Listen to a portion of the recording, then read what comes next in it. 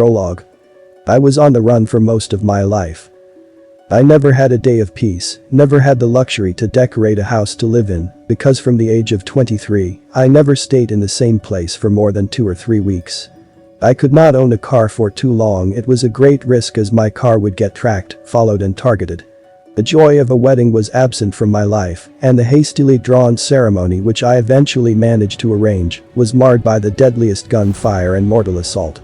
I never had the satisfaction of holding my own child, never enjoyed the sunset without worrying about an assassin waiting to shoot me from the fading horizon, never could bask in a private beach for a tan without worrying a drone would strike and kill me and those around me in an instant. I never kept the curtains open for sunlight and never knew what it felt like to walk in the street without having to hide my face and identity. Never had I the privilege to eat in a nice restaurant without my food order being drugged or spiked with nerve agents by paid waiters and chefs. I could never use a public restroom without being terrified of the person who walked inside the bathroom behind me. And finally, I could never trust anyone I talked to without thinking they have been paid to harm me or were hired men sent to kill me. The attempts on my life had become so common that I had ceased being afraid of them.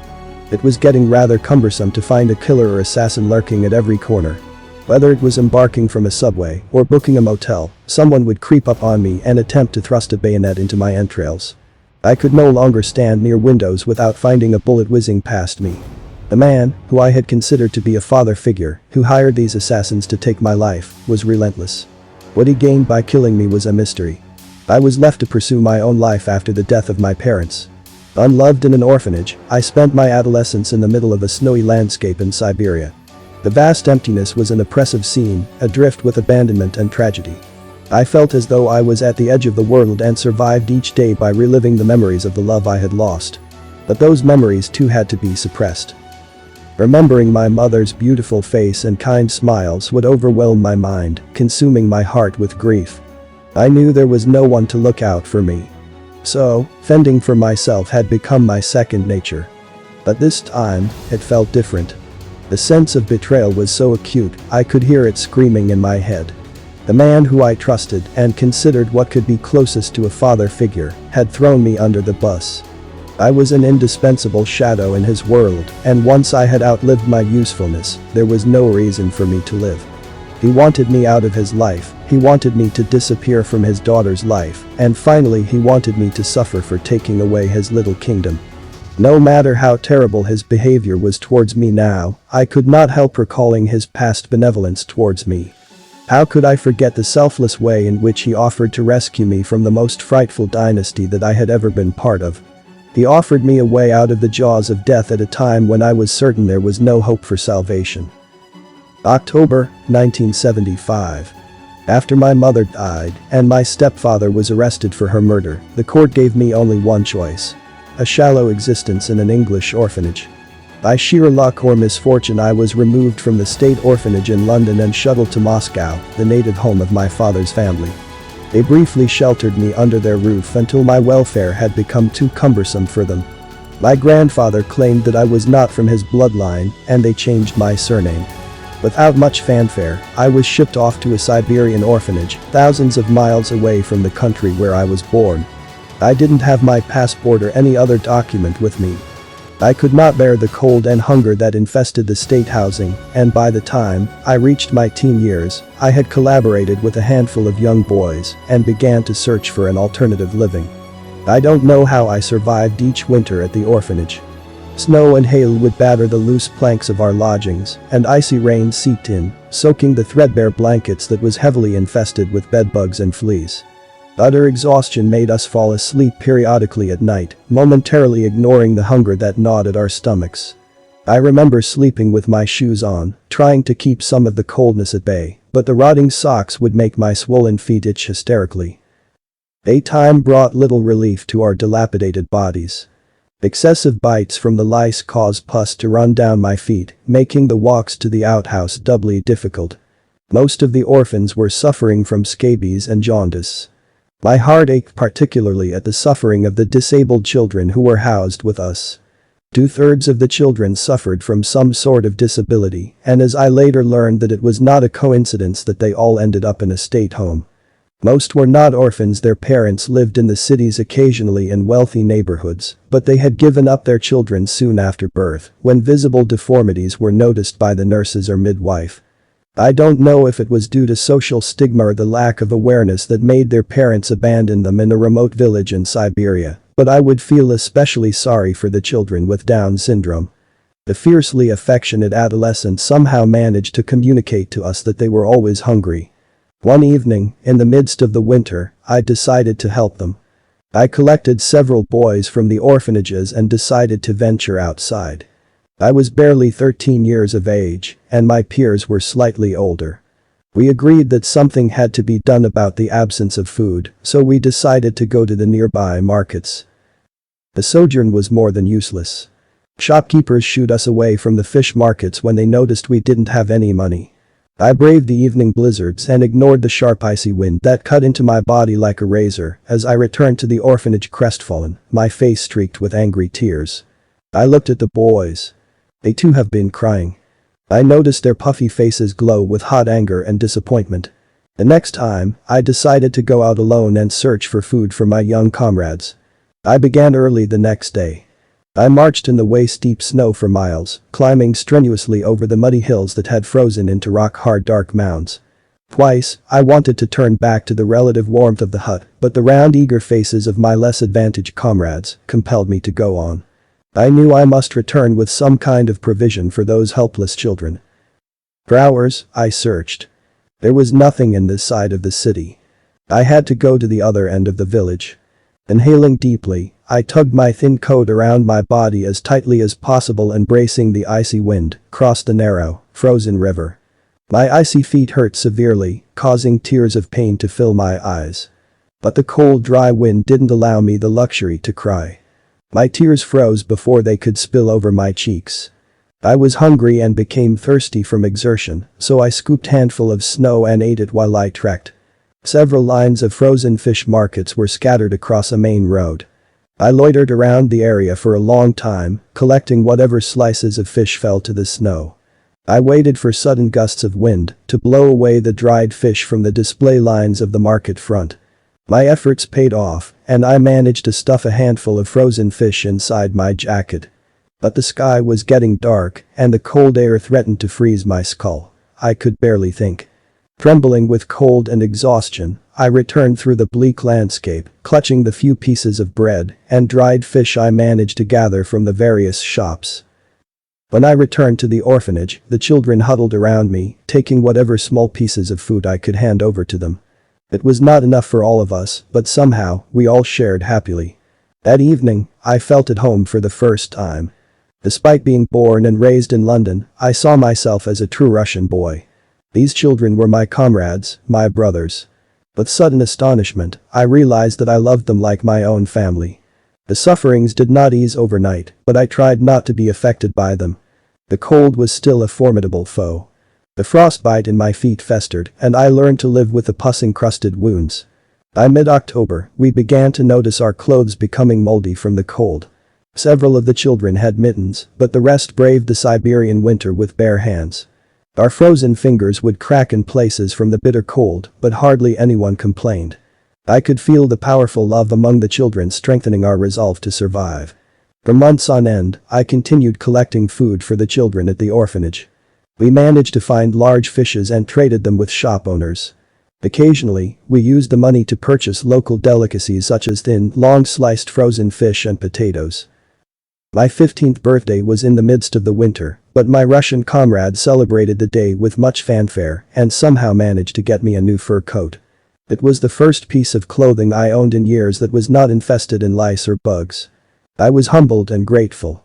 The new piece of clothing was more than a mere lifesaver in the winter. I wore it to travel farther down the villages and cities. In the city center, I became acquainted with other children who lived in the streets. I was impressed by their skills and ideas. Soon, I found myself joining them in their nightly excursions. Only, not all of their activities were strictly harmless. One excursion led to another until I had become embroiled in an ugly robbery. I was unaware that my comrades were intending to rob a bank, but by the time I discovered their intentions, it was too late to pull out then.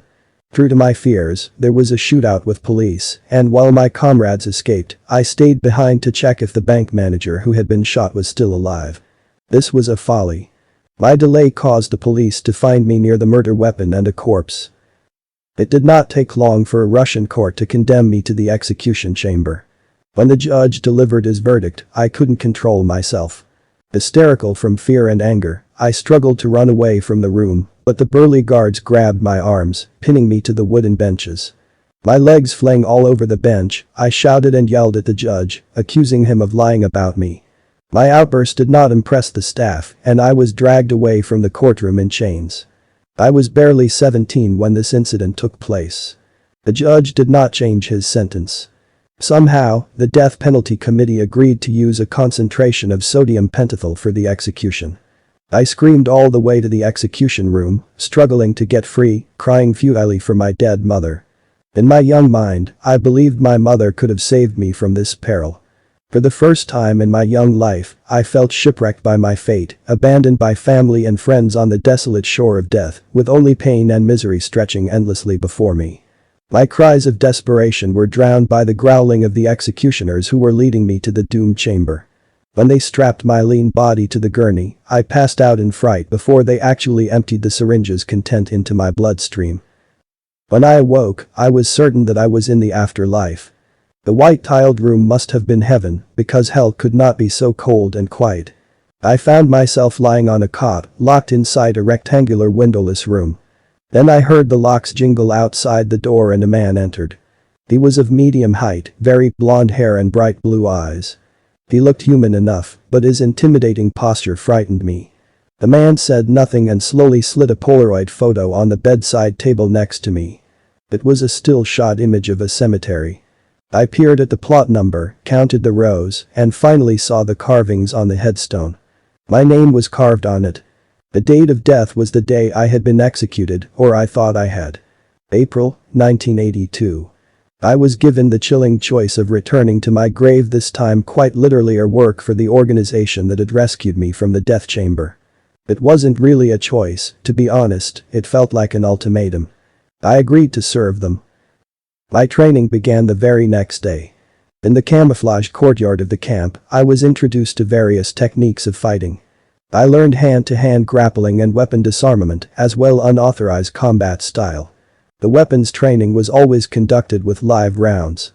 I exerted myself to the limit and continued to excel in most fields. The stocky man with ice blue eyes who had first persuaded me to join the training was always at a distance, watching like an eagle. The slightest weakness was noticed. Endless hours of weightlifting, grueling physical exercises and delicate target practicing became the norm. Each week, we would be introduced to different martial arts and wrestling techniques from around the world. As it turned out, the blue-eyed man was my personal handler, a ruthless trainer who worked me along with the other recruits in the most backbreaking manner. His name was Mikhail, but he wanted us to address him as Michael, because we were practicing to become fluent in the English language. No exercise or routine was taken lightly. If I panted or had to catch my breath after a bout of training, he would call me out to do additional runs. If you had trained hard enough, then you wouldn't be struggling to catch your breath, Mikhail used to say. I resented the strict order, and often, when it was my turn to engage in a duel or hand combat, instead of fighting in the boxing ring, I would resort to ballet dancing, demonstrating moves I had learned from my ballerina mother. Mikhail would be unimpressed by my transgressions and often doubled my practice, but I was still reluctant to accept the new life at the camp. It made me feel sorely trapped. I qualified to become an operative after completing only 6 months of training. Michael was openly proud of my accomplishment, and after planting a tracking chip in the tip of my spine, he referred me to the director of the camp, a former colonel who had served for decades in the KGB. The colonel gave me my first assignment: enter a restaurant and assassinate a former State Duma deputy. I was told that the target was allegedly involved in illegal weapons trade. At the age of 19, graduating fresh from a militarized school, I never thought to question my leaders. I believed in what the colonel said. My target was an evil man who needed to be eliminated. Michael dropped me off in front of the restaurant and handed me a weapon, a P96 pistol. He warned me that this was a test. I had 5 minutes to eliminate the target and return to the car. After that, Michael would leave and I would be on my own. He insisted that the first mission was always a test to assess the recruit. If I was unsuccessful, then I would likely be cancelled. I learned many months later what the term cancelled implied. I entered the high-end restaurant and saw my target seated at the rear of the dining space. He was surrounded by 8 bodyguards. I contemplated on my options. Shooting an unarmed man in a public place was an unpleasant task, still I had to do what needed to be done. I stood at a distance and tried to aim. Despite 6 months of training in passing shooting practices with flying colors, I was being unable to shoot the man who was blissfully dining with his men. After a minute of hesitation, I closed my eyes and pulled the trigger. I missed, of course. But that was the beginning of a carnage that would have unfolded. I opened my eyes and pressed the trigger, but heard only empty clicks. The gun Michael gave me didn't have any bullets. I breathed in relief. I didn't have to kill anyone. However, my comfort was short-lived. In my zeal to carry out the mission, I had neglected to notice the diners who were whispering, pointing to the raised pistol in my hand. My target glanced up and saw me holding the gun, and he shouted to his bodyguards. They moved with lightning speed and extracted automatic submachine guns from their coats and began to throw volleys of bullets at me. I froze momentarily, but then my training kicked in. I dropped to the ground and rolled over until I found cover behind the restaurant's bar. Gunfire continued in my direction, and I finally ducked from behind the table and tackled one of the guards, seized his weapon and returned fire.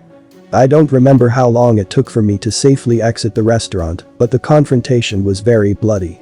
Most of the diners had fled the room, and my target along with his 8 bodyguards were dead. I stood frozen, looking in horror at the carnage. I couldn't believe I was responsible for the death of these people. It was hard not to double over and puke. Then I heard the police sirens and knew I had to flee. I raced outside. Michael was gone. There was no way to return to the camp. I trashed my weapon and set out on foot, arriving at the camp 5 hours later. When I entered, I saw Michael waiting in the lobby. He looked disappointed and told me I was late. The assignment was to be completed in 5 minutes. Until that moment, I was forcing an artificial calm to possess me, but his voice made me snap. I grabbed Michael and tried to choke him.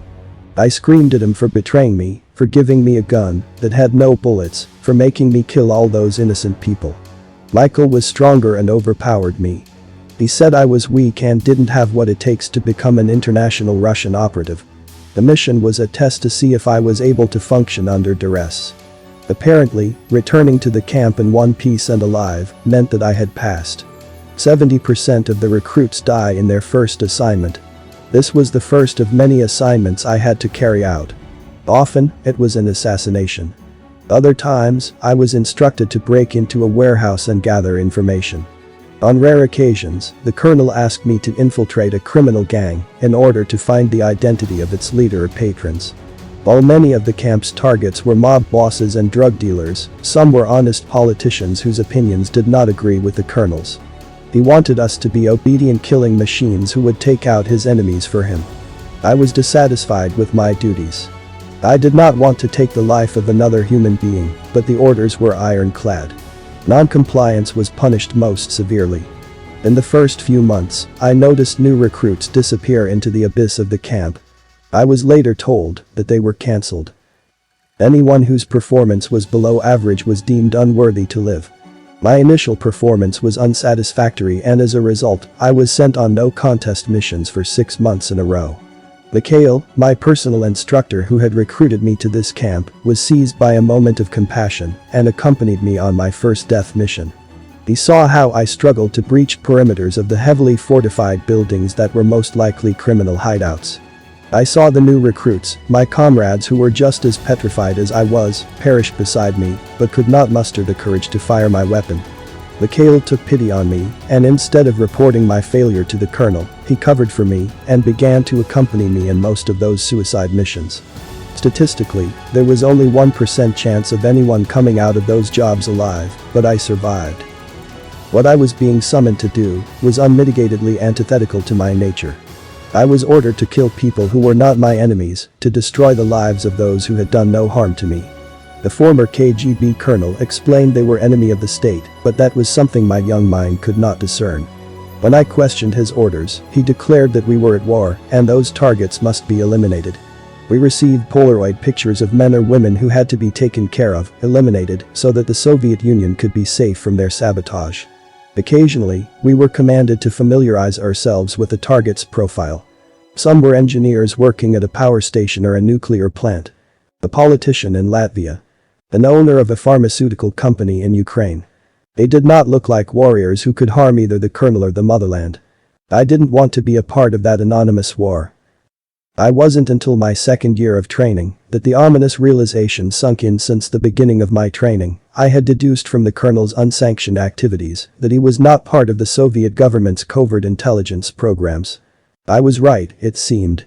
The central government had disavowed him years ago, but that didn't stop the resolute former Soviet officer from carrying out his own dramatic operations. He evaded KGB scrutiny by conducting most of his legwork from East Germany, where he had been the liaison officer at the Stasi headquarters in Lichtenberg. In addition to spending most of his time in East Berlin, the colonel trained recruits within the barbed fence of his hilltop castle at the banks of the Spree River. I wholeheartedly despised my job. It often entailed executing unarmed men. Several times, I allowed my would-be victims to escape, even handing them some getaway money.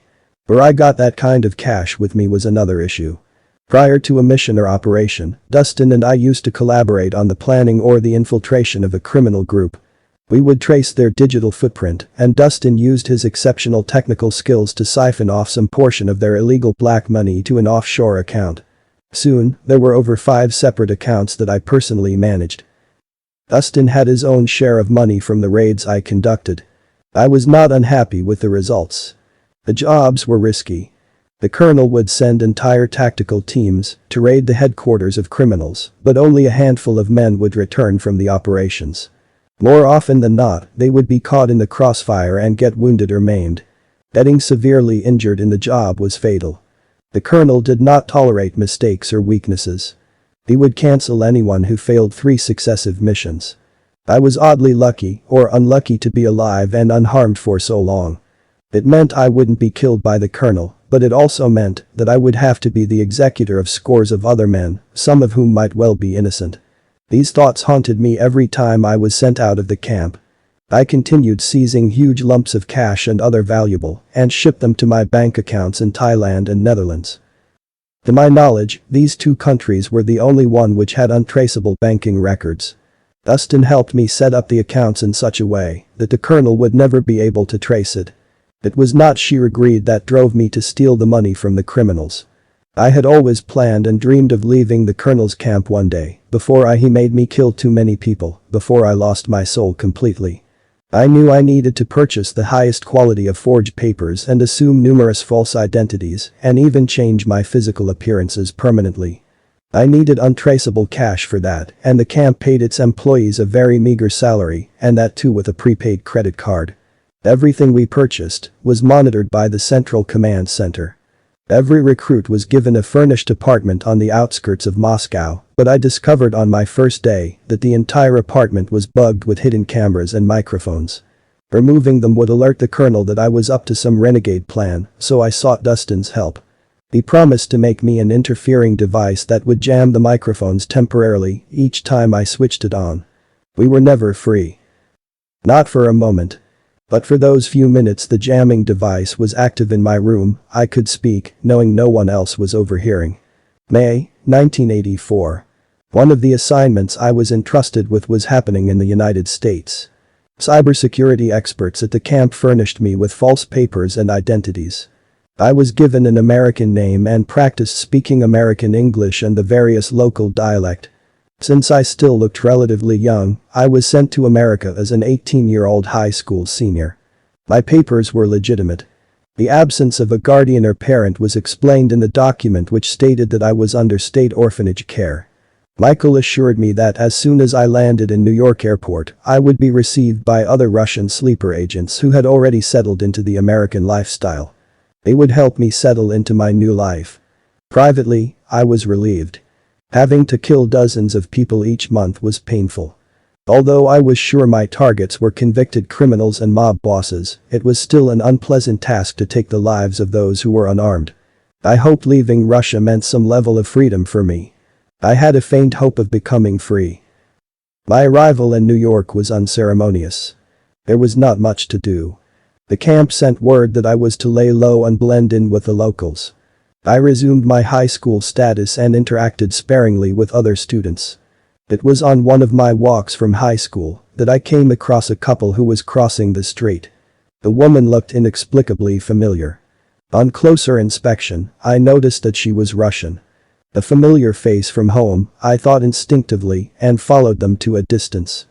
It happened that the couple resided only 3 blocks from my school district. In the following few months, I had seen the woman strolling through Manhattan's parks, but she was accompanied by a young boy around 10 years of age. He was exactly my size when my own mother had died a decade ago. I was perplexed, but soon found out the real story behind her new son. The couple had adopted 2 children and were raising them as my own. I marveled at the luck of the small boy who was now living with a Russian woman and her husband. Although I was no longer a little boy, I wished I had a loving home, someone who would love me unconditionally, as their own child. I don't know what exactly it was that made me nostalgic, but seeing the woman reminded me distinctly of my own mother who I had lost as a child. This gave me hope, making me realize maybe there was some good left in this world. Maybe there was hope for me to lead a different life. Meanwhile, I had graduated from high school. As per my American cover, I was instructed to begin college in New York. It was during the first semester that my first assignment came. Michael had mailed a coded document from the camp that gave me a list of men our colonel needed to eliminate. 2 of my targets were American politicians whose interests clashed with ours. I began preparing for the mission, and when the opportunity presented itself to me, I zeroed in on my target. I tracked one of the politicians to a baseball game. He was attending the game accompanied with his son. I positioned myself across the stadium and took aim when my sight fell on the child seated next to the politician. His son was engrossed in deep conversation with him. I aimed my gun but hesitated in pulling the trigger. How would the little boy feel if he saw his father die on front of him? It would be too traumatic, so cruel. No, I would rather wait until the politician was alone. But the game ended and the man left the stadium with his son. For the next whole week, I scoured for an opportunity to take him out, but he was surrounded by stringent security, and I never got the chance of approaching the politician. Meanwhile, Michael sent a warning message to me that week. The colonel was getting impatient that I was not being able to carry out my assignment. 3 out of 4 targets were still living. Clearly, the American government functioned differently from other countries. When they noticed one of the prominent politicians had been assassinated, they beefed up security for everyone else. It was getting harder to locate the other men and find a suitable place to eliminate them. My Soviet employers were not interested in excuses, they wanted results. I decided to act rashly and followed one of the targets to his hotel in Washington, D.C. and booked a room in his floor. As I was preparing my sniper rifle, dozens of men came from the shadows, from behind the couch, inside the closets, and like a nightmare, they bound me tightly and blindfolded me before transporting me to an undisclosed location. I was inside a dark metal-lined room. When my eyes finally adjusted to the dim interior, I noticed a man seated across me behind the fixed table. I struggled to get to my feet, but my hands were fastened to the tabletop with steel cuffs. The man waved at me to remain seated and introduced himself. He was a thick heavy-set man, dressed in fine clothes and wore an expensive hat. He said he was the director of America's National Security Agency, or the NSA, and was in charge of keeping his country safe. His department was a clandestine section of the NSA that conducted off-the-book operation abroad, and he was exclusively in charge of the unique Black Ops program. The refined man spoke with a mild accent. I thought it sounded Austrian. He told me that few people in the world knew he existed, but he seemed to know everything about me, my name, the location of my camp, and even knew more about the former KGB colonel than myself. He told me he knew that I had killed one American politician and was about to assassinate another. I knew the punishment for murder was death, so I begged the man to spare my life. I swore to him in all honesty that I wanted to leave the camp ever since I had arrived in the States. I never wanted to kill another human being, but disobeying the colonel's orders were not an option. I had to do as I was told. He listened impassionately to my pleas, then suddenly his demeanor changed. He ordered one of the guards to unlock my cuffs and told me I was free to go. He would make sure the US government never found out that I had assassinated the politician. I stood in disbelief. Was I getting another chance in life? There is one condition, he told me. The organization you work for has been blacklisted by the American and the Russian government for many years now. We have kept you under constant surveillance since the day you landed in the US, and we are aware that there are multiple Soviet sleeper agents who have been trained in the camp currently occupying key positions in our government. If you help us bring the rogue colonel and his camp down, we will grant you immunity and offer you a fresh start. I readily agreed with the man and offered my assistance. There was nothing I wanted more than to stop the killing cycle. I didn't want to be an assassin. I just wanted to be free. I told intelligence officer about the tracker that had been implanted in my neck. The NSA Black Ops director said he knew about that as well, and he wanted me to return to camp headquarters in Russia and get the names of all the agents they had sent abroad. My contact in Moscow would be a senior lieutenant who worked in 9th Directorate of the KGB. 15 officers from the Kremlin regiment would watch over me to make sure the colonel did not suspect me in any way. Meanwhile, I was instructed to follow all of the colonel's instructions to the letter, as not to arouse suspicion. I nodded, trying to realize my position. From this day on, I was to be a double agent. A traitor. If caught, I could be tried as a spy in Russia and convicted of treason, an offense punishable by death. It would be better not to think about the dilemma I was heading into. My life as a double agent did not appear too different from the previous lifestyle I was accustomed to. Michael was a little surprised when I requested to return to the camp. I hadn't killed the politicians, but the NSA Black Op division chief gave a false news to the media leaking that the 3 men who were my targets had already died. The colonel was pleased with my performance and promoted me to the rank of a senior agent. I was given charge of new recruits as well as granted numerous assignments in Paris, Berlin, and London. I was in constant contact with the NSA Black Ops director. He gave me periodic assignments and related the information I gave him to the US government. They were able to apprehend several high-profile Russian sleeper agents in New York and Washington. The colonel once more sent me to the United States to oversee an operation. I went straight to the NSA office and told them everything I learned while at the camp.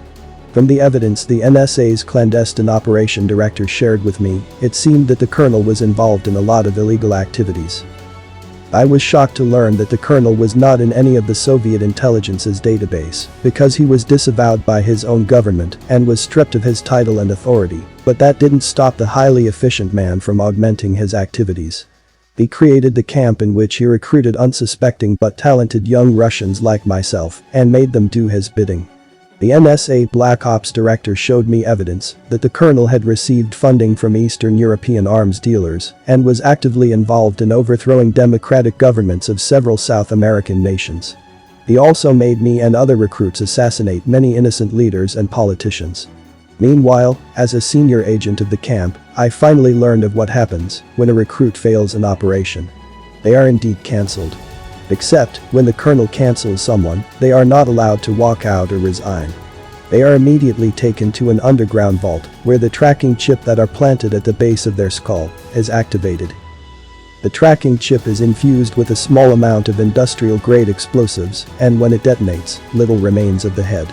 The recruit dies instantly. I found this practice to be so cruel that I attempted to stop it. But I remembered my status as a double agent made it very difficult. Resisting the colonel's directive could expose me as a traitor. I too would be cancelled. This time, when I returned to America, I begged the NSA director to help me remove the tracking chip from the back of my neck. He agreed to have the best surgeons examine me. I told him how deadly the microchip was, and attempting to remove it would alert the colonel that I was compromised. The NSA director allayed my fears and put his hand on my shoulder. "Don't worry, son," he said almost in a paternal way. "I am going to make sure everything is taken care of." My eyes watered when he spoke. In my 20 years of life, no one had spoken to me with such warmth and compassion. I never had a father who said one kind syllable to me. The warden of my orphanage addressed the children with ear-splitting shrieks and curses. I never knew what it was like to be treated kindly. Nobody ever called me their son. My own father belittled and beat me until my body was painfully bruised. My last memory was of my father trying to kill me. He had actually pulled the trigger, and had it not been for my mother's intervention, I would not be standing here today. My dear mother, the angelic woman who I sorely missed every day, used her body to shield me from the bullet that was supposed to be my doom. Since that day, my life knew only horror. These thoughts tumbled through my mind as I wondered what had changed so dramatically in my luck that I would have someone who actually cared for me. There was someone who called me his son. I looked away before the NSA director could see the tears of joy spilling from my eyes. My heart was surcharged with gratitude as I silently hoped he would become the father figure I sorely missed my entire life. Perhaps he realized I was overwhelmed with emotion, and he put an arm around my shoulder briefly before ordering me to return with him to his farmhouse in rural Virginia. It was in this house in Virginia that I met the most beautiful and charming young woman. A dark-haired beauty welcomed me into the house. Her name was Irina. Later that day, I learned that she was the NSA director's daughter. We talked for many hours that day, and her father finally said it was time for me to leave. I looked forward to the next occasion that I could return to the farmhouse. In our consecutive meetings, Irina told me a great deal about her life. Her mother had left when she was a young girl, and her father had raised her by himself. He was the kindest man she knew, and Irina soon wanted to be like her father and get involved in the law enforcement agency. She thus joined the CIA as a field operative. Most of the weekdays, Irina lived in her father's stately farmhouse. I found myself spending more time in Virginia. Soon, every time I was sent on a mission to rescue a double agent from the Russian consulate or retrieve a stolen government document, Irina would volunteer to accompany me. I felt alive in her company. It was refreshing to have a life where there were no secrets. She knew about my origins, and she also knew that I was trying to become free of my previous Soviet life, in which I was coerced into becoming a hitman for a corrupt colonel. Nearly 2 years of undercover work had paid off, and the colonel along with the camp was disintegrating. Officials at the KGB headquarters in Lubyanka Square were actively involved in tracking down the colonel's associates and creating new identities for the recruits the rogue colonel had trained and coerced into working for him. It was a large operation, one that required comprehensive cooperation of the American intelligence agencies and the Comité Gasudarstvenной Bezopasnosti, who had until then been solely occupied in rooting out the activities of anti-Soviet reformers in Poland and other neighboring states. By using backup from the NSA's director, I was able to identify the base of operation of the man who had recruited me from prison. The colonel had operating camps inside numerous Soviet satellite republics and was actively engaged in anti-Soviet activities. It was fortunate that the Soviet government wanted to neutralize him as much as the American government did, and I was eager to bring a criminal of his stature to justice. But repatriation is not always simple in the world of espionage, and soon, the question of what would happen to the hundreds of recruits and trainees who were working under the colonel became a focal point. I tried desperately to secure state pardon for them and even discussed the possibility for migration. The NSA director, though grateful for my services, refused any suggestion of bringing several hundred highly skilled Soviet spies into mainland United States. As we identified each sector of the colonel's program, my thoughts returned increasingly to my comrades who were still trapped in the rogue spy center and who worked diligently, risking their lives thinking they were serving the Soviet Union. I wanted to save those comrades who had fallen into the trap I was in, but I had no way to warn them. If I alerted the recruits that the former KGB colonel that commanded them was acting under false pretenses, it would make him run for the hills, ruining any chance of prosecuting him. On the other hand, it pained to sit by and watch the new recruits go about their daily missions, many of which were clearly illegal. When the CIA and the NSA expressed inability to assist me regarding my Russian comrades, I spoke with my handler in the Comité Gasudarstvenной Bezopasnosti, and in exchange of my cooperation, I requested that the unsuspecting recruits be granted immunity from prosecution.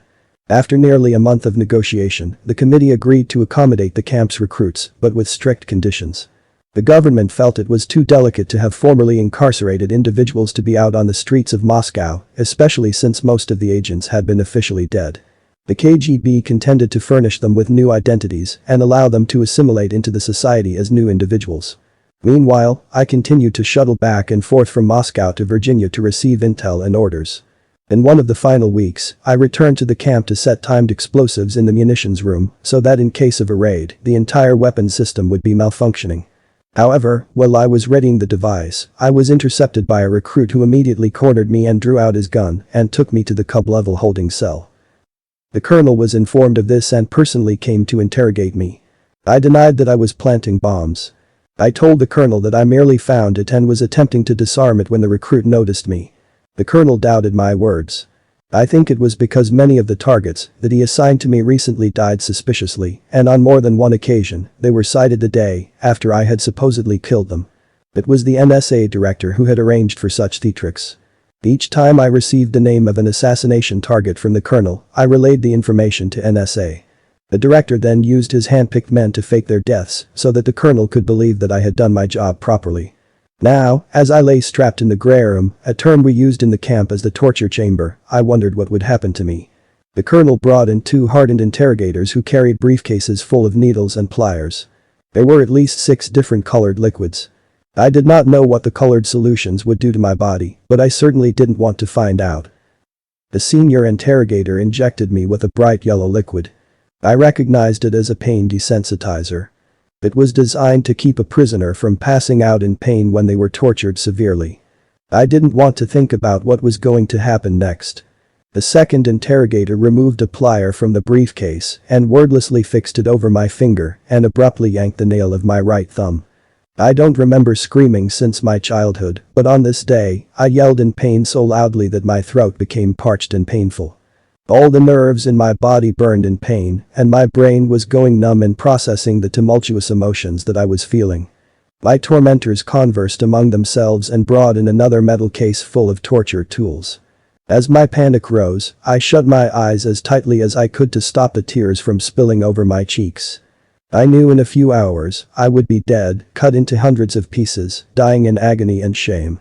The thought of death at this untimely moment made my skin cold. I would be forgotten. Irina would never know what happened to me. I opened my eyes and looked at my bloodied fingers that had been skinned with scalpels. My blood was dripping steadily, soaking the granite floor. I wanted to live so that I could see Irina one last time and hold her in my arms. It was during this terrible time that I found the will to remain alive by thinking about her charming smile and lovely face. Tears continued to pour down my face as I reminded myself about my love for Irina. She was such a glamorous angel-like figure that I didn't think anyone in the world was nearly as perfect as my Irina. Irina was the most beautiful, loving and caring woman I had the fortune of getting to know, and her consistent selflessness was what endeared me to her. She never thought of herself, always looking for opportunities to give her life and wealth for people. Her generosity impressed me beyond restraints. I was in awe when I saw how she sold her apartment to pay the medical bills of one of her friends. It was on this occasion that she had to move in with me because she had no other place to live. Irina was that kind of person who would happily relinquish her wealth to help another in need. She would take the coat off her back and donate it to the homeless person next to her. It was obvious that once someone got to know Irina, he could never stop loving her. I was no different. She was the epitome of beauty and perfection. Irina was my family, she was my hope and the light in my heart. I told myself over and over again I had to survive this torture so I could embrace her one more time. I could not become the victim of my destiny. The interrogators proceeded with a second finger when a knock on the door distracted them. 2 burly camp guards were dragging the new recruit inside the torture chamber. He was struggling fiercely and screaming that he was innocent. The guard spoke briefly to the interrogator. The man who had just pulled the fingernail from my thumb walked over and removed the metal chains around my wrists and told me that there was a mistake, and the colonel apologized for suspecting me of being the mole.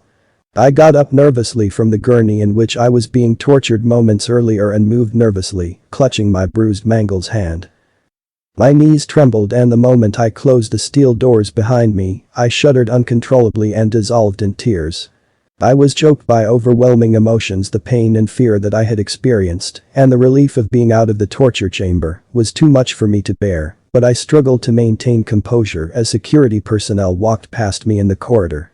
I was told that the camp cybersecurity center had just received a message stating that the recruit who had captured me was actually the mole and had been planting explosives in the facility. There were paper trails showing that he had purchased those devices. I was dumbfounded. The truth was that I was the double agent, determined to destroy the camp once and for all. I had no idea why they would believe the young recruit was the spy.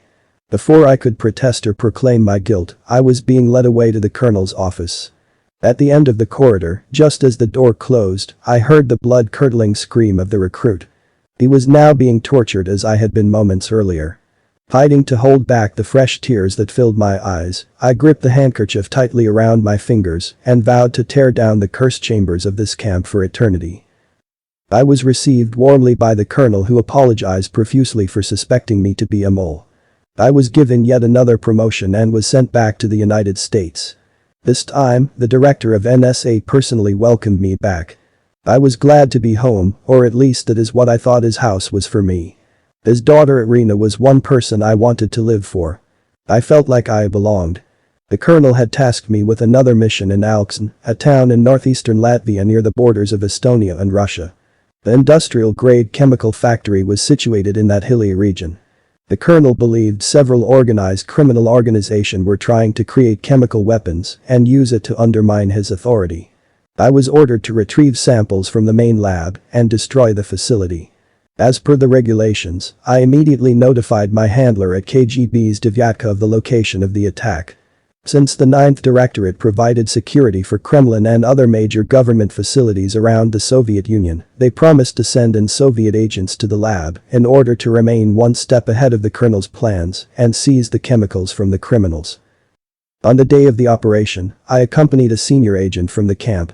Our objective was to collect samples from the chemical laboratory and destroy the facility. My partner offered to set up demolition charges inside the main building while I remained inside and left an additional case for the KGB operatives who were scheduled to arrive.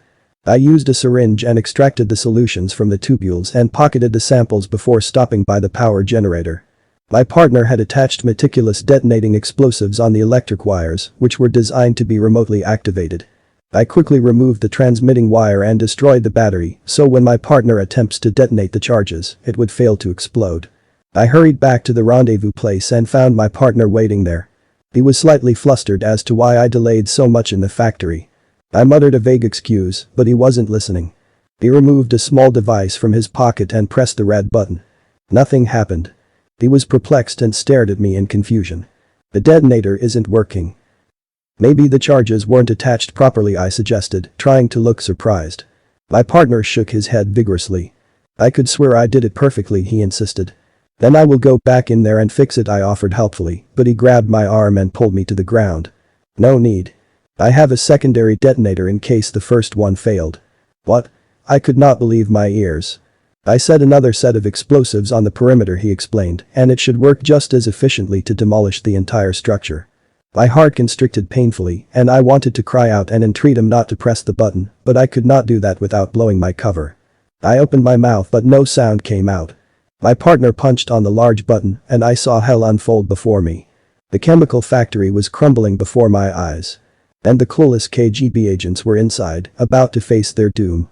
I wanted to go back to the factory and rescue the 5 KGB operatives who were trapped in the inferno, but my partner urged me to leave the vicinity at once. There was no way I could save them without arousing the team's suspicion. I was fighting against destiny. The colossal fire made the ground tremble as massive smoke clouds obscured our vision, making the move doubly risky. I glanced back and saw firefighters struggling to douse the orange flames. No mortal could have survived that blast. My partner and I used our false identity papers to cross the border zone through the Zastavy and return to the camp. The colonel was pleased with our success and took the samples we had retrieved. 2 weeks after the mission, I was reporting to my KGB handler when I learned the extent of damage that took place in the chemical factory at Alksn. All 5 of the KGB officers had died instantly in the blast. Their remains were brought back to Moscow for a state funeral. Dazed, I raised my head, holding my sorrow and tears inside, trying to stay strong. The state memorial service was 2 days away. I made a mental note to attend the service and express my remorse in person to the brave men who laid their lives for the motherland. I followed the funeral procession, slouching in the rear as women clutching their children close to their bodies, wept freely. The mothers and wives of the fallen KGB operatives were here. I stood silently, witnessing the casualty I had failed to prevent. The flag was carried by uniformed men as a Russian military composer began to sing. The notes were deep and painful. I bowed my head to hide the tears that threatened to spill from my eyes. The light tap on my legs made me turn. The little girl wanted to give me her stuffed animal. I peered at the small face and recognized her. She was the daughter of one of the deceased Russian operatives who had perished in that terrible explosion. He was the liaison from KGB's Border Troops Directorate and had volunteered for the job. Now he was gone, incinerated in the fierce explosion that pulverized the chemical factory. I shook my head to clear the image of the burning factory. "Nagrusty Balsh, Pazhalista," the girl said, holding out the toy in her outstretched arm, entreating me not to cry. Overwhelmed with emotion, I hurried out of sight, walking briskly, trying to create as much distance as possible between me and the funeral. Once I reached the main road, I collapsed on the ground and broke into violent sobs. It was so difficult to be a spy and a human. I realized that I was nothing more than a scared boy hiding behind the mask of a spy. I shuddered in shame and disappointment. The little girl had no idea her father had died because of my mistake. I should have checked for a secondary detonator. I should have deactivated the bomb more efficiently. 5 hardworking KGB operatives were dead because of me. 5 beautiful families were broken, their widows helpless, their children orphaned. I was so stricken with sadness that I seriously considered giving up the double life and quit the world of espionage altogether. But Richard refused to hear of it. He insisted that I was their only hope of bringing down the colonel. I was a trusted senior agent in the sector and was privy to the camp's innermost secrets. If I didn't help the CIA and KGB shut down the camp permanently, hundreds of good agents would continue dying. I had to persevere in my duty. It took another 6 months for the camp to become completely annihilated. I was able to recruit and turn one of the colonel's hacker and brought him along with me. We discovered that the camp had satellite cells in 30 cities around the world, and one by one, we dismantled the whole, cutting off the monster's arm, one at a time, until finally, the base in Russia was raided by US and Russian forces stationed in Moscow. Unfortunate, the only person who we couldn't capture was the colonel, the mastermind of all the mercenary cell. In the chaos of the raid, he had managed to flee. I didn't let that trouble me. The NSA director kept his end of the bargain, and I was finally free. My joy had no bounds when I saw that the criminal organization that had abducted me from prison was gone. The Soviet flag was lowered from the Kremlin for the last time. Months later, the KGB officially ceased to exist and was replaced by the Federal Counterintelligence Service. The new director of FSK, or the Federalnaya Sluzhba Kontrrazvedki, expressed great pleasure at my service and offered me to work for the Russian government, but I wanted to leave the double life and start afresh. Back in the United States, I received new identity papers and was allowed to travel to any part of the world. I thought this was the right time to ask Irina to move out from her father's house and live with me in my apartment. Irina was ecstatic and was eager to move in with me. She asked, however, to seek her father's blessings. He was very close to her and would miss her dearly if she left him. I could see that the pair was very close. This made me happier. I would have loved to have him as a family, a man who had offered me another chance at life when I was a vagrant sleeper agent from the Soviet Union. We waited for the NSA director to return to the farmhouse and discuss his daughter's future. Over dinner, Irina and I told her father that we have considered to an apartment in New York City. My words seemed to have elicited an odd reaction from him. He looked stupefied. After what seemed forever, he asked Irina how long we were seeing each other. All this time, he had no clue that I was getting close to his daughter. The director of NSA was genuinely surprised, but from the tone he used with me, it sounded as though he was very displeased with me. I am not certain what made him so angry, but I guess it was not a welcoming thought for him to have his daughter date or marry a man who was involved in dangerous espionage. Irina's father quizzed me about my future plans and works, and finally said if I carried out a handful of missions for him and help him out with his workload and several CIA cases, then he would be able to ensure that his daughter will be safe with me. My stint in the intelligence agency would be officially over, and Irina and I could start anew. The next week, I received the full details of my assignment. The chemical factory in Russia was being used as a hub for illegal uranium enrichment and a Balkan terrorist group that seized a shipment of arms from the US. Navy was using the factory to store their stolen weapons. My mission was to retrieve the stolen goods and return it directly to the NSA's director. This operation was unsanctioned by the CIA. Due to America's sensitive relationship with the Russian government, the US government was hesitant to send in an American operative to complete this mission. I was a little apprehensive about the assignment myself because it worried me to find myself in Russia again, a place I had fought so hard to leave. I was afraid that my past would catch up with me. The camp may have been decimated, but the colonel was still at large, and by now, he must know that I was the double agent who had destroyed his life's work. But Irina was to be my fiancée soon, and I did not want to disappoint her father. Perhaps, if he saw how much I loved her and how devoted I was to him as my future father-in-law, he would be pleased to see his daughter with me. With hopeful thoughts about the future, I set out to do the final mission for him. I set the coordinates of the chemical factory and located the place within a few hours after landing in Russia. Using the skills I learned in the camp as a blitz commando, I scanned the area and entered the factory. It was largely empty. There was no one inside. I set out to search every corner of the compound, hoping to swiftly locate the stolen merchandise and return it to Irina's father. It would help me come into his good graces. I looked in vain for any uranium enrichment material, but there was nothing in there. My only thought was that somehow the NSA director had inadvertently given me mistaken coordinates. Or he was given faulty intel by his sources. Realizing that I had spent too much time in a restricted Russian military zone and that this location was useless, I hastened to proceed with my pre-planned exit strategy. I retreated to the rear of the chemical factory and headed to the escape car, but the vehicle that I had parked earlier behind the building was gone. I was confused, but not wanting to loiter in a restricted space and risk getting arrested, I set out on foot. It was a cold night, and I barely made it to a highway before blinding lights of police cars surrounded me. What happened after that was blurry. I was bundled into a police van and whisked to a drab station where my fingerprints were taken. Within hours, several plainclothes men arrived and gave me a shot of a clear liquid. I passed into unconsciousness. When I awoke, I was in a stone room, almost like the interior of an ancient cave. My guess was that I was taken into one of the secret prison sites below the Ural Mountains. I did not have long to contemplate on my location.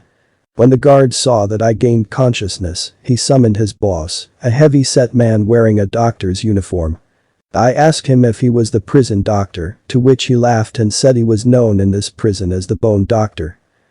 That day, I faced my first session with the fearful man. It was the most brutal interrogation I had faced up till this day. The questions he kept asking were identical. Who I worked for and what I was doing in the chemical factory. When I was a recruit at the camp, I had been trained to withstand torture and supply false information to interrogators. However, my sessions with the Bone Doctor was becoming more and more dreadful. The excruciating pain I was forced to undergo was intolerable, but anger and adrenaline kept me sane. But not for long. My mind melted away to despair, and I began to weep frantically every time the metal door clanged open, announcing to my bruised body that the torturer had returned. By the third day, he had surgically scaled and chipped away several centimeters of bone from my arms and legs. This was done with a host of chisels and scalpels without any sort of anesthesia.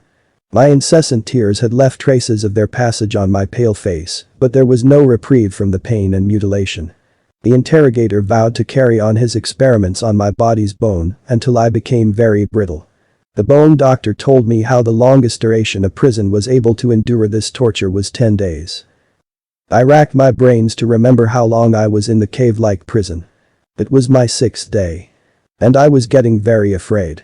For hours, my feverish eyes would hypnotically gaze at the metal door that separated me from the torturers, willing it to open and set me free.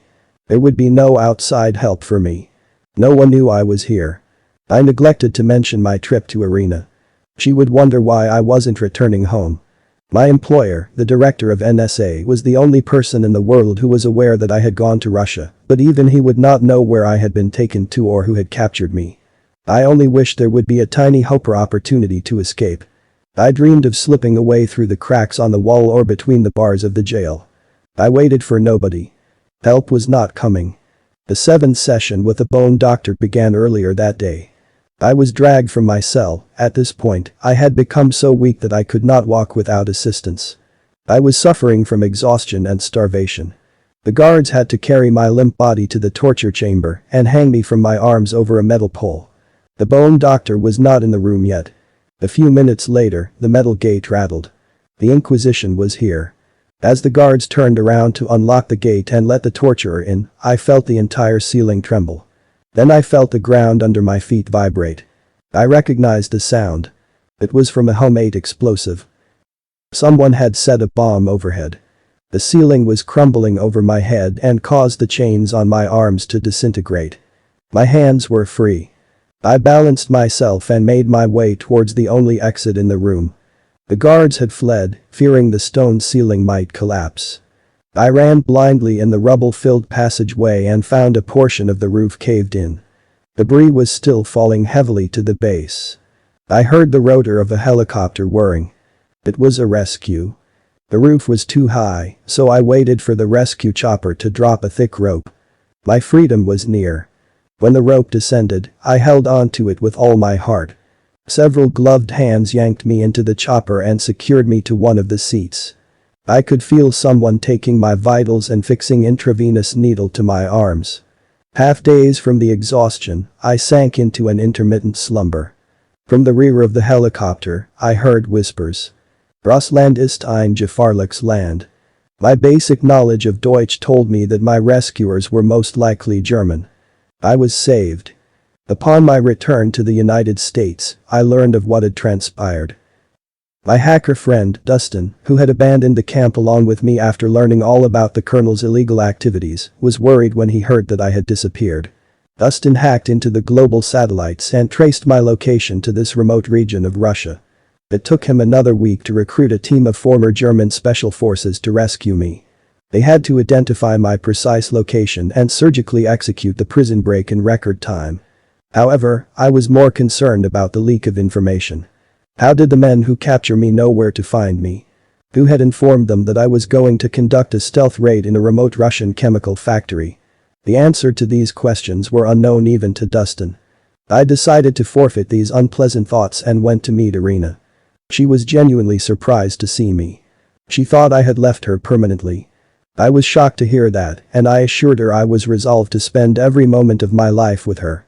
Irina later admitted that when she expressed her concerns about my absence for a whole week, her father suggested to her that I might have abandoned her due to being overwhelmed by the idea of committing to a full-time relationship. I was a bit disheartened to hear that. I had no idea prior to this that the NSA director disapproved of me as a suitor for his daughter. However, if he only realized how much I loved Irina, how desperately I wanted to make his daughter happy and be at her side forever, maybe then he would soften his stance towards me. I finally met him for the debriefing.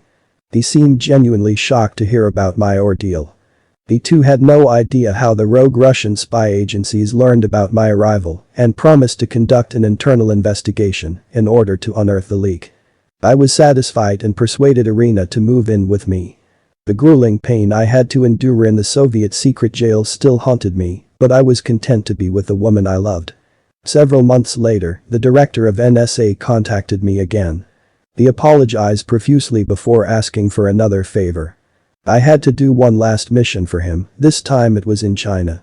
I had to infiltrate a security firm in central China and find out what they knew American missile launcher system. He promised me it would be a clean affair.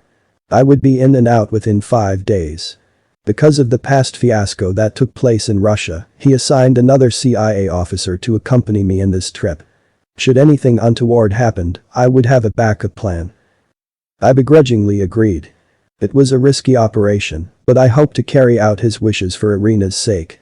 This time, I told her where I was going and why her father wanted me to go to China. I also told her if I didn't return in 1 week, to alert the federal government or the American consulate in Russia. It was a tearful farewell. I flew to Beijing with my new partner, Jack. He was a 19-year veteran of the United States Air Force and was tasked with flying us into the country.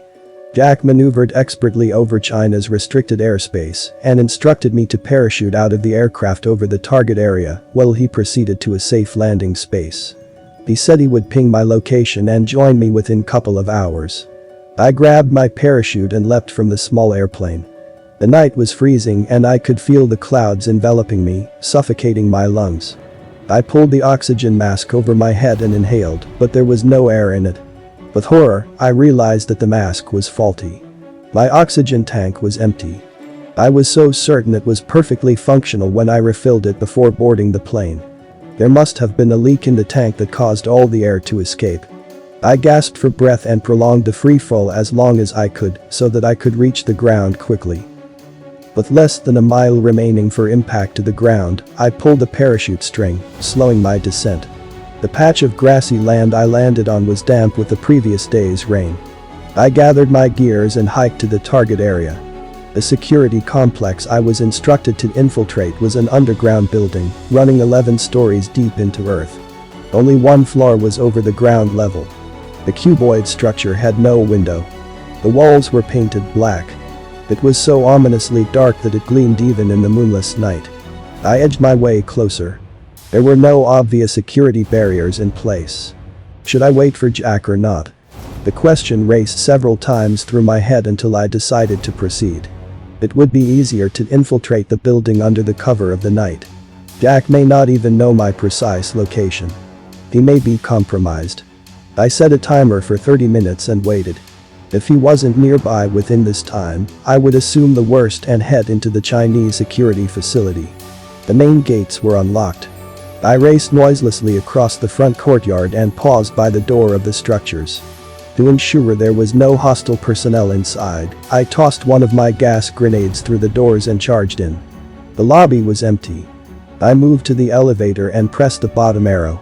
The pair of glass door opened, exposing a circular space. The elevator was state-of-the-art.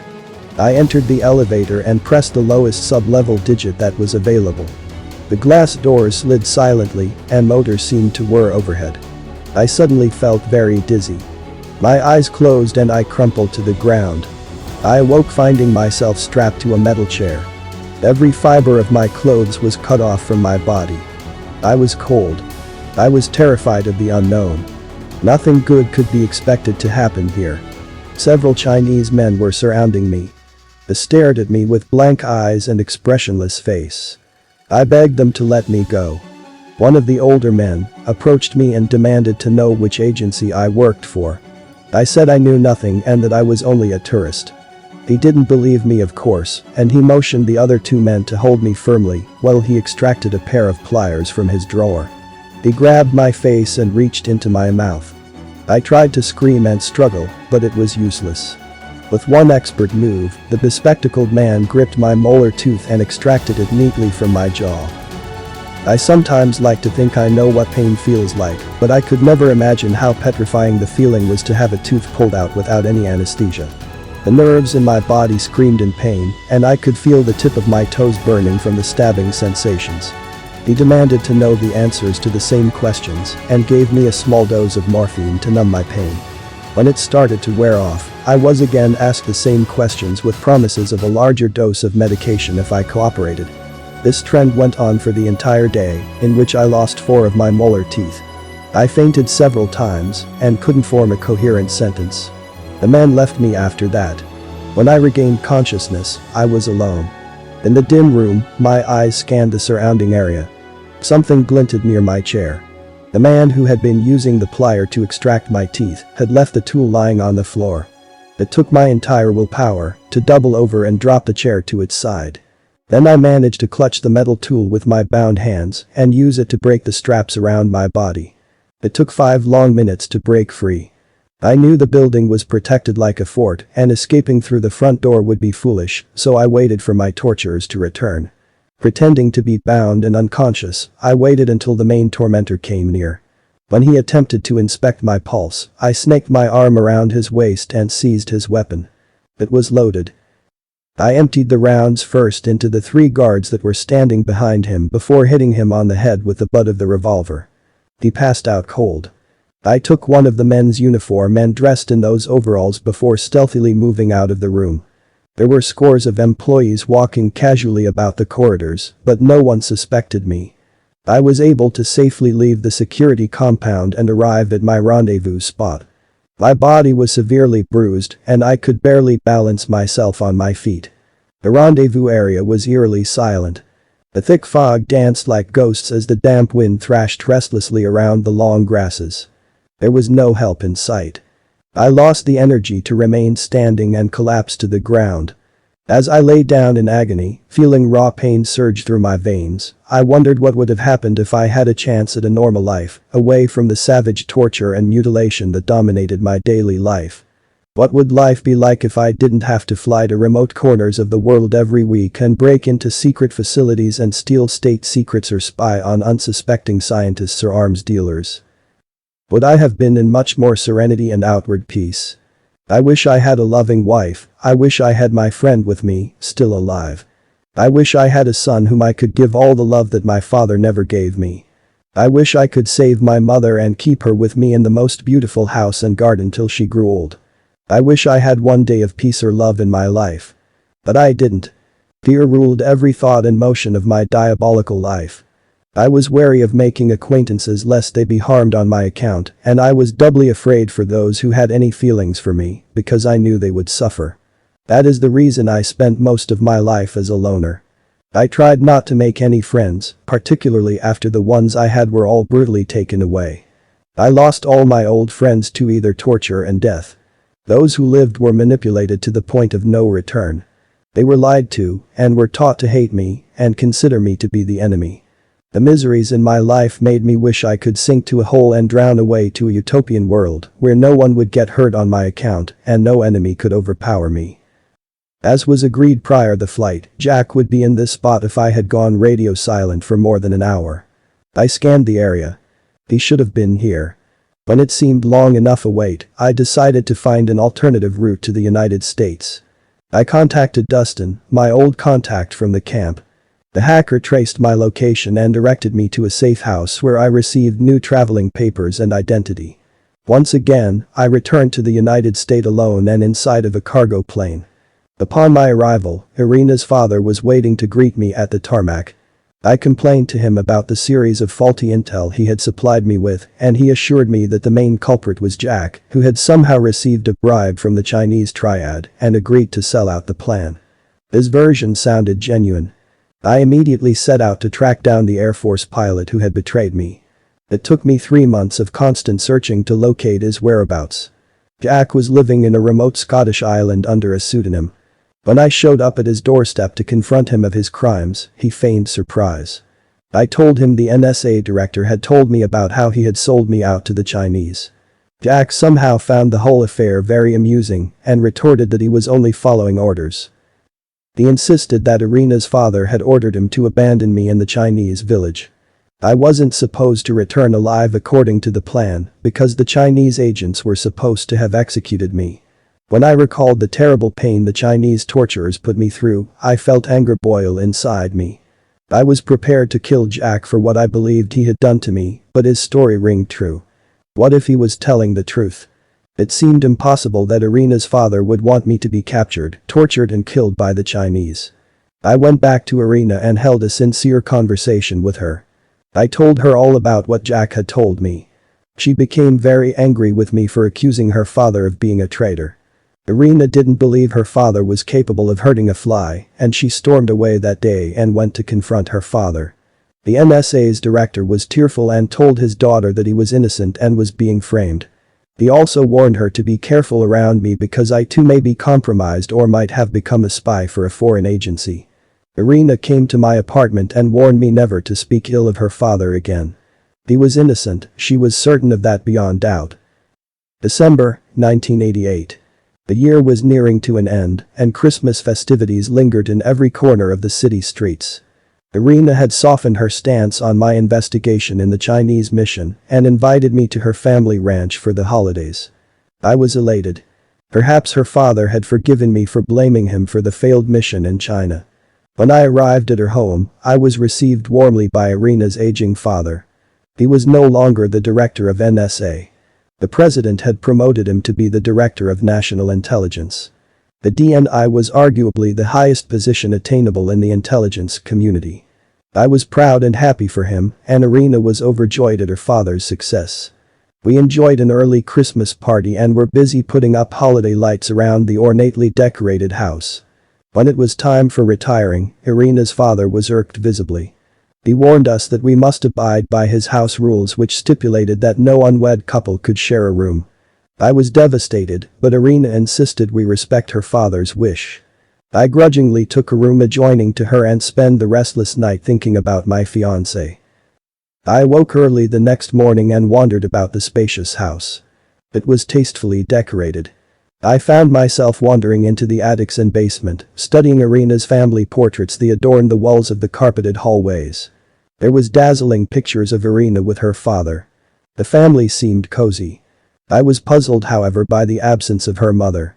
Irina never spoke about her mother, and not one picture of the woman was present in the house. I spent many hours in the attic, searching through old and dusty photographs, and finally came across a black and white image of a beautiful brunette. A note at the bottom dated the picture around the time of Irina's birth. It was signed, Ekaterina. The stark resemblance of the face with Irina left no doubt that this was her mother. My mind pulsed with excitement, and I hurriedly pocketed the old picture, hoping Irina would be able to tell me more about her mother's life. I brought up the subject of her mother after dinner that day and showed Irina the picture I found in the basement. To my surprise, Irina was not overtly excited to hear about her mother. She mumbled that she doesn't care anymore. When I pressed her about it, she explained what had happened. According to her father, after Irina's birth, her mother Ekaterina, who was originally from Russia, abandoned her and fled the country. She was wanted in the United States for multiple espionage cases. Irina's father had to raise her by himself for several years. When she turned 6 years of age, Ekaterina returned and demanded to be part of the family again.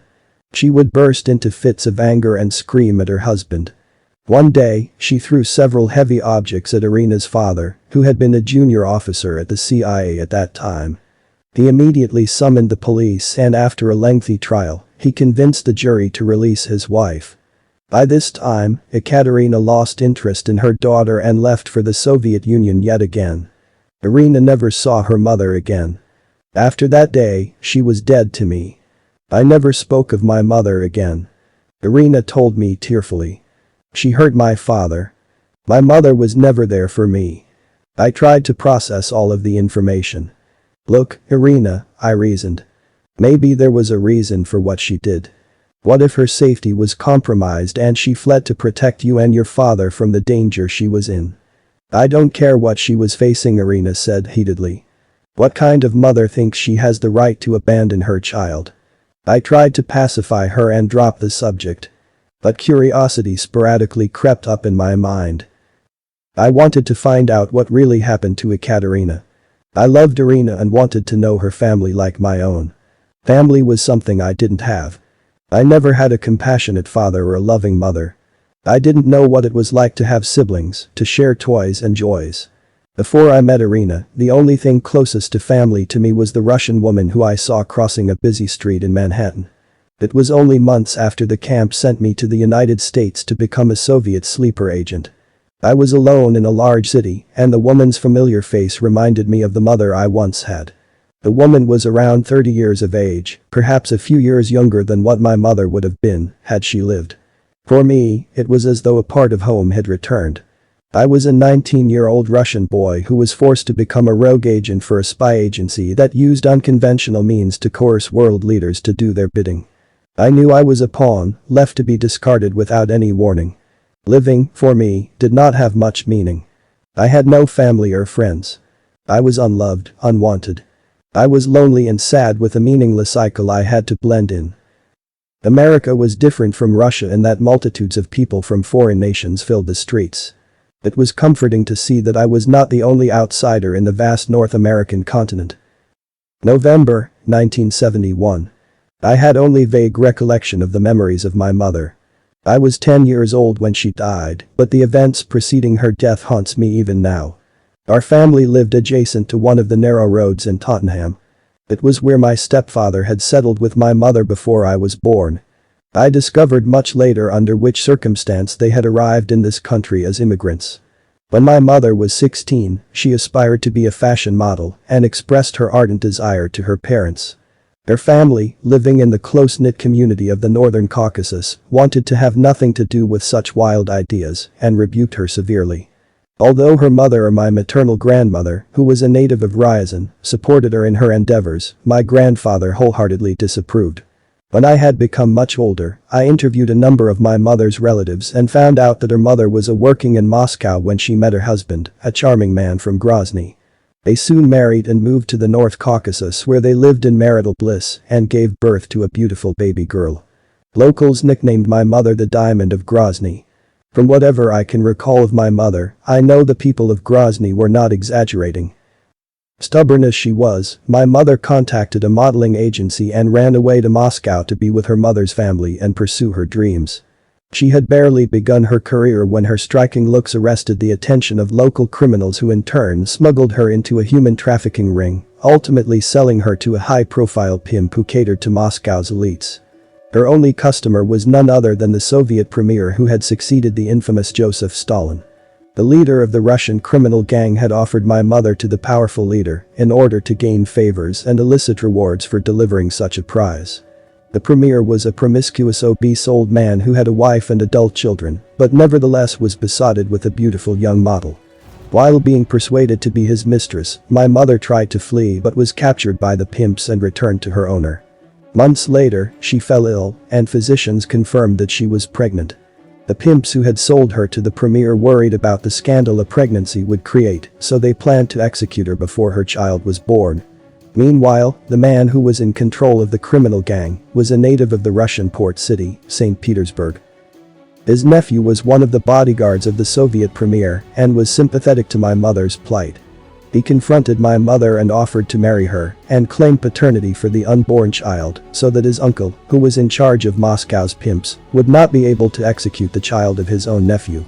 My mother agreed to marry him, but the guard knew remaining in Russia would not be safe for the mother or child, so he quickly arranged for passports and travel documents for the two of them and headed to North London, England. 5 months later, I was born in a hospital in South Tottenham. As a child, I had no doubt that the man I knew as my father was my real biological father. My mother never told me otherwise, although I wondered occasionally why I looked so different from the towering man who constantly glowered at me. My only memories from childhood consists of screams and bellows. My father used to beat me for every small folly. At the age of 5, he hit me so hard that my arm broke. In the hospital, doctors wanted to know what had happened. My father appeared out of nowhere and whispered in my ear. He said if I told them he broke my arm, then he would break my leg next time. My crime for receiving this punishment had been to play noisily after it got dark. I became so terrified of playing indoors, lest my father should be angry, that I began to play outdoors more often. One of my childhood playmates was Oleg, a chubby boy with brown eyes. He shared his ball with me. We often played together for hours until his parents called him inside.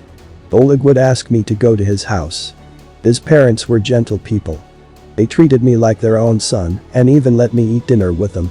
I never realized how hungry I was or how much I was capable of eating before I went to Oleg's house. My father never allowed me to eat to my fill. Half a week, he would not allow my mother to give me food for various crimes that I had committed. If he shouted at mother, I used to yell at him. In response, he would hit my head with cooking pots and swear to starve me for the whole week. I remember a particular incident that happened on my father's birthday. My mother had prepared a meal for us and later served us pizza. I saw my father devouring the pieces until his eyes narrowed on a slice in his hand. He glared for a moment and then tossed the slice at my mother and screamed. I can never forget the terrible look on his face when he yelled at my mother and hit her on the head with the plate. He was asking her repeatedly why the pizza slice was so thick. Every time he asked the question, he became more violent. I tried to shield my mother from his blows, but he tossed me to one side and continued to hurt her.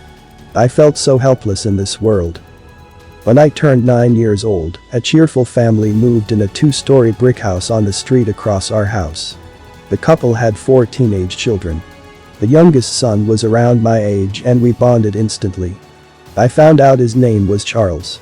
We shared bike rides along the hilly road, and every evening, Charles took me to his house. His parents were the most polite people I've ever met. They would shower me with praises and attention. When summer ended, it was time to resume school. To my utter delight, Charles and I ended up attending the same school and were in the same class. It was a blessing for me. I would wait eagerly after school and stand with Charles in front of the playground. When his mother came to pick him up, she would take both of us to their house, and I would be offered refreshments and warm meals. I could eat to my fill, something my father never permitted me to do. I felt cherished and loved in that house, and wondered why I was not born into that lovely home. Charles's family had numerous weekend traditions, such as going to football games on weekends. On several occasions, they invited me along. How wonderful were those happy moments of bliss. I secretly dreamed that his family could adopt me so I could be away from my harsh, overbearing father forever. Charles's mother would prepare heavy meals and dinner for me and her other children. I never realized a family could be so happy and peaceful.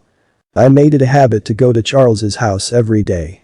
His mother would always feed me and even let me borrow Charles's clothes. One evening, I was relishing the fresh meal when I heard Charles arguing with his parents. They were trying to convince him to take me back to my house. His mother said it was not right that a boy from another family should have dinner with them every day.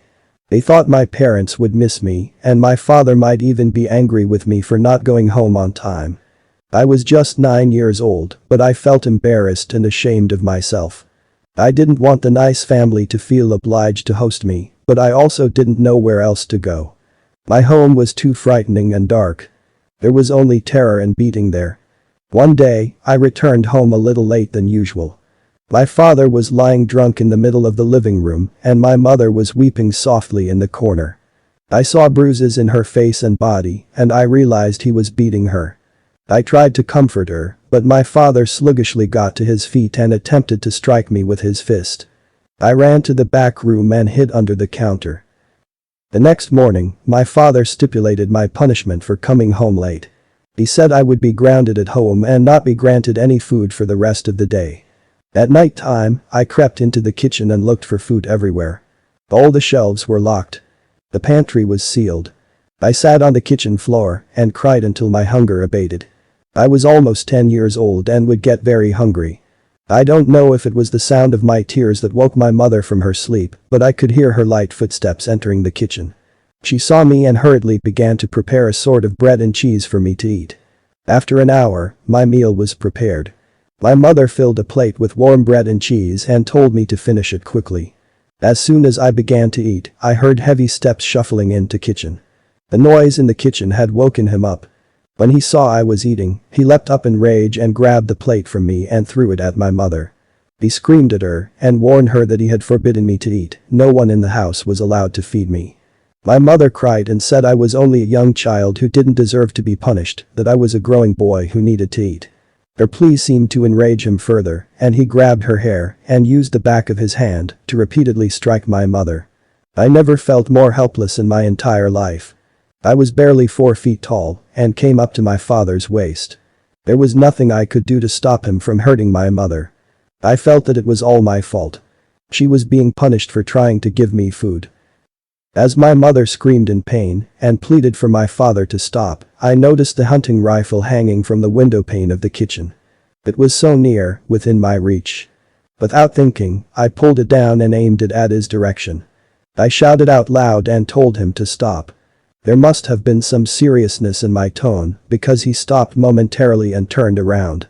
I told him if he didn't stop hitting my mother, I would shoot. He laughed at my remarks and tried to grab me, but I backed away. He was faster and wrestled the weapon from my small hands. I watched in horror as he aimed the gun directly at my face. I was trying to use all my strength to lift the dining chair in front of me, but it was too heavy. My father was wobbling unsteadily, trying to squeeze the trigger. I closed my eyes to shut out the terror. The gun went off with a deafening roar, but not before I heard my mother scream. I opened my eyes and stared with horror at the scene before me. My mother had jumped in front of my father in an attempt to save my life, and the bullet that was intended for me hit her in the chest instead. I saw my father drop the heavy gun and look frightened. I ran and crouched next to my mother. She stared at me with teary eyes, trying to smooth my hair. I don't think she saw anything at all. I called her over and over again. There was no answer.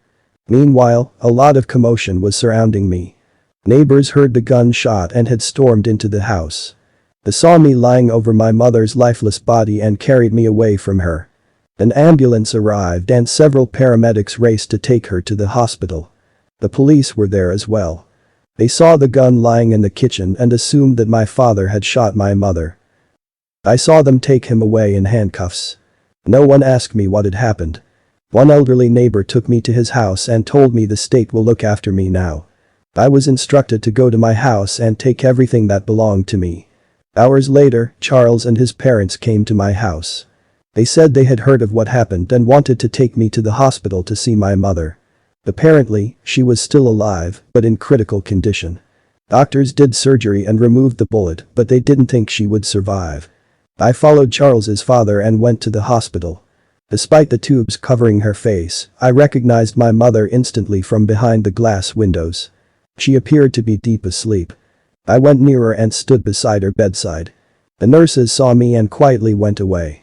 I stared at my mother's pale face. There were bruises under her eyes, but she looked peaceful. I sat by the hospital bed and waited for her to wake up. But the deathly still room was unchanging. The only sound I heard over and over was beeping of monitors that were attached to her body. The incessant alarms were jolting me into a state of alertness as I strained to find the smallest sign of life. She was motionless. I spoke to her for hours, told her I was sorry for not being able to save her. I told her that Charles was my good friend whose parents brought me to the hospital. Every time I spoke, I willed her to reply to me, but the only sound that reverberated in the small hospital room was the beeping of the ventilator. The noise haunts me still, as though my ears are still ringing with the ominous beeps that were echoing in the room in which I last saw my mother. Although I witnessed the tragic event decades earlier, I felt as if it happened yesterday. I had become psychologically affected to the extent that during a mission or a vital stealth operation that required utmost diligence, I would shudder in fear at the slightest mechanical noise. The images of my mother's face and hospital bed would flood into my head. I would find myself going back in time and reliving the moments I spent in her company. The beeps haunted me forever. And I dreaded nothing more than the noise of the wretched alarm that handicapped my mother and snatched her loving soul away from me. At nightfall, doctors came to the intensive care unit and escorted me out of the room. I didn't want to leave my mother, but the nurses grabbed my arm and tried to lead me away. I clung to the steel rails of the hospital bed, studying my mother's face for the slightest sign of life. She was still asleep. I didn't mind. She could rest now. Tomorrow, when she awoke, I would tell her everything that happened. I returned to my small house that was now devoid of any occupants and went to my mother's bedroom. Her clothes were strewn all over the place. I gathered the familiar fabrics and clasped it tightly before organizing all the items neatly in her drawer. I found a large box in the bottom drawer. It was heavy. I pulled it out and saw that it was a leather-bound book. I knew how to read, and I noticed the familiar scrawling to be my mother's handwriting. It was her diary. I carefully carried the leather book with me and stored it in my bag. There were only a few other items that belonged to me in this house. I packed in no time. It was time to leave forever. The court in London sentenced my father to life in prison. Since I had no living family members in England, it was decreed that I would be sent to a state-sponsored residential orphanage somewhere in East London. When it was time for me to be shipped off to an obscure orphanage, it was early 1975. A middle-aged woman who I had never seen before showed up and claimed to be my aunt. She said he was from Moscow and knew my extended family members in Russia. I pressed her for information, but all she would say that my father was her brother. I soon realized that the woman was rather influential because within weeks, she was able to remove me from the state orphanage and fly me to the Soviet Union. It was the first time I set foot on the dry, chilled land. My first stop was in Moscow, where I was introduced to a large family, most of whom I have never heard of. Their names were redundant and sounded strange. I spoke a little Russian, but it was nowhere near their frequency level. Among the many people who claimed to be related to me and my father, one man who looked quite elderly treated me harshly. The woman who I believed to be my aunt was rather kind and caring and looked after me well, but the happiness I felt to be reunited with estranged family members soon faded away when the elderly man began to frequent the abode I was housed in. He told my aunt I was a bastard and was not his grandson. He yelled at the hapless women and berated them until they were reduced to tears. I was shocked. How could he say I was not his grandson? His son was my father. My mother and I lived in England with him all our lives. But the relentless old man ordered his daughters to expel me from the house since I was not related to them by blood. He also escorted me to the state registry office to have my surname changed. My last name could not be associated to his family, he insisted. I was doubly confused. How was it possible that I was not their relative? Was not my father their very own brother? But the woman who had been generous to me until that point spoke to me apologetically one morning. She said her father was right. I was not the son of her brother. I was not her nephew. My father was someone else, someone very powerful, but who had a wife of his own at the time my mother conceived me. The man I had known to be my father had married my mother out of compassion in order to save her life.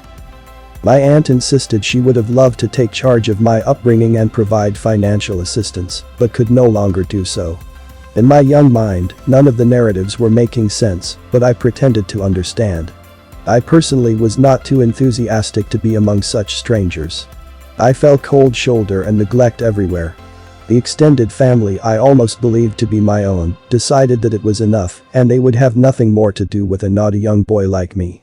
The old man drove me out of their family house and sent me off to a Russian orphanage.